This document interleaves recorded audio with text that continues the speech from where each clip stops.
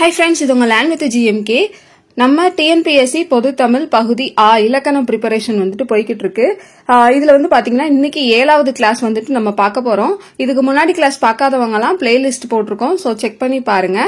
உங்களுக்கு இந்த வீடியோ பிடிச்சிருக்குன்னா மறக்காம லைக் பண்ணிக்கோங்க, சப்ஸ்கிரைப் பண்ணிக்கோங்க. அப்பதான் அடுத்தடுத்த பார்ட் வந்துட்டு வீடியோஸ் போடும்போது உங்களுக்கு வந்துட்டு நோட்டிபிகேஷன்ல ஷோ ஆகும்.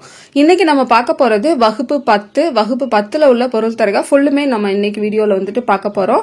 சோ அதனால ஸ்கிப் பண்ணாம பாருங்க. வகுப்பு 10 ஃபுல்லுமே வந்துட்டு இந்த வீடியோல உங்களுக்கு கம்ப்ளீட் ஆயிரும். அந்த நோட்ஸ் வேணுங்கிறவங்க நீங்க வந்துட்டு நோட்ஸ் கீழ இருக்க நம்பர் கான்டாக்ட் பண்ணி நீங்க வாங்கிக்கலாம். பார்ட் ஏ மட்டும் தனியா வேணும்னா கூட நீங்க வாங்கிக்கலாம். இப்போ நம்ம வீடியோக்குள்ள போகலாம். துய்ப்பது துய்ப்பது அப்படின்னா கற்பது அல்லது தருதல் அப்படிங்கிற பொருள் வந்துட்டு தருது. மேவலால் பொருந்துதலால் அப்படிங்கிறது அர்த்தம், இல்லைன்னா பெறுதலால் அப்படின்னு சொல்லலாம். சோ ரெண்டு மீனிங் வந்துட்டு இருக்கு. மயலுறுத்து மயலுறுத்து அப்படின்னா மயங்கச்சை அப்படிங்கிறது பொருள். பிராணரசம் உயிர்வலி, ஓகேவா, உயிர்வலி. உயிர்வலி அப்படிங்கறத நம்ம ஆக்சிஜனை வந்துட்டு சொல்லுவாங்க. லயத்துடன் அப்படின்னா சீராக. நனந்தலை உலகம், நனந்தலை அப்படின்னா மட்டும் கூட கேட்கலாம். சோ நனந்தலை அப்படின்னா அகன்ற அப்படிங்கிறது அதோட பொருள்.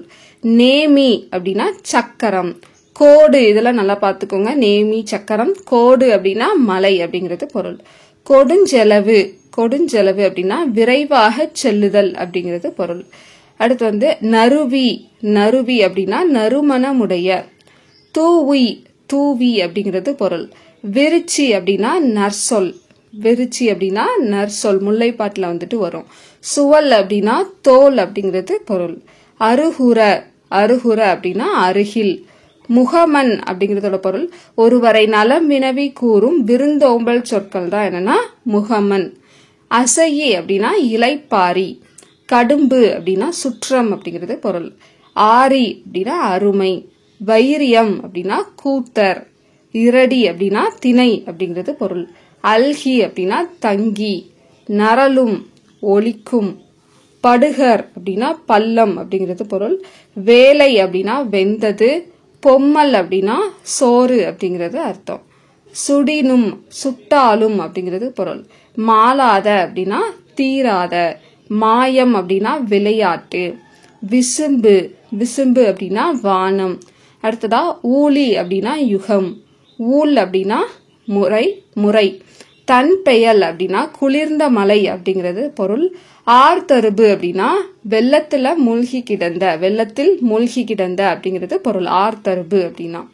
அடுத்ததா பீடு பீடு அப்படின்னா சிறப்பு. ஈண்டி அப்படின்னா செறிந்து திரண்டு அப்படின்னு அர்த்தம். சதம் அப்படிங்கிறது 100 வந்துட்டு குறிக்கும். கேள்வியினான் அப்படின்னா நூல் வல்லான். கேண்மையினான் அப்படின்னா நட்பினான், ஓகேவா. கேண்மை அப்படின்னா நட்பு. அடுத்ததா தார் அப்படின்னா மாலை, முக்கியமானது. தார் அப்படின்னா மாலை. முடி அப்படின்னா தலை அப்படிங்கறத மென்ஷன் பண்ணும், ஓகேவா. சோ அடுத்ததா முனிவு முனிவு அப்படின்னா சினம். அகத்து உவகை மன மகிழ்ச்சி அப்படிங்கிறது பொருள்.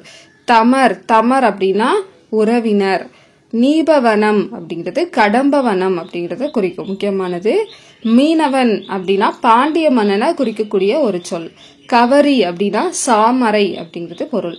நுவன்ற சொல்லிய. என்னா அப்படின்னா அசை சொல். பண்டி பண்டி அப்படின்னா வயிறு. அசும்பிய ஒளி வீசுகிற அப்படிங்கிறது பொருள். முச்சி தலையுச்சி கொண்டை அப்படிங்கறத குறிக்கும். சுண்ணம் அப்படிங்கிறது நறுமண பொடியை குறிக்கக்கூடிய வார்த்தை. காருகர் இதெல்லாமே முக்கியமானது, ஓகேவா. காருகர் அப்படின்னா நெய்பவர் அப்படின்னு சொல்லலாம். நெய்தல் தொழில் செய்யறவங்கள காருகர் அப்படின்னு சொல்லுவாங்க. சாலியர் அப்படின்னு சொல்லுவாங்க. தூசு அப்படின்னா பட்டு.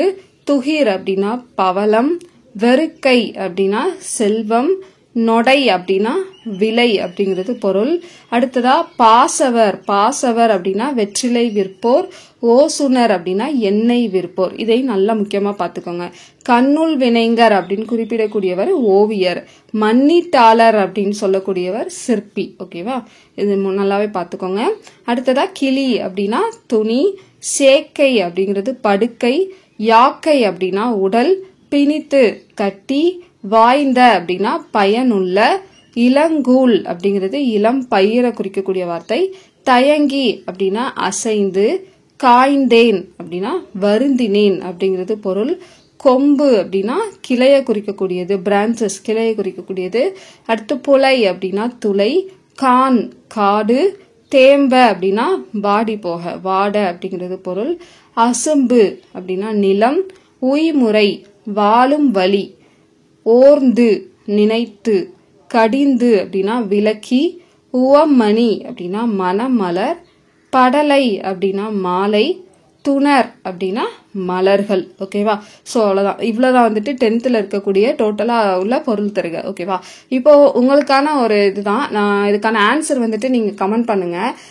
என்ன அப்படின்னா, நம்ம பொருத்தமான பொருளை தேர்வு செய்தல் தான் பார்த்துட்டு இருக்கோம்.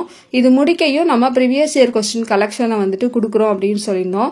ஸோ அதை வந்துட்டு எப்படி கொடுத்தா நல்லா இருக்கும், நீங்க வந்துட்டு உங்களுடைய ஐடியா என்ன அப்படிங்கிறத நீங்க வந்துட்டு மறக்காம கமெண்ட் பண்ணுங்க.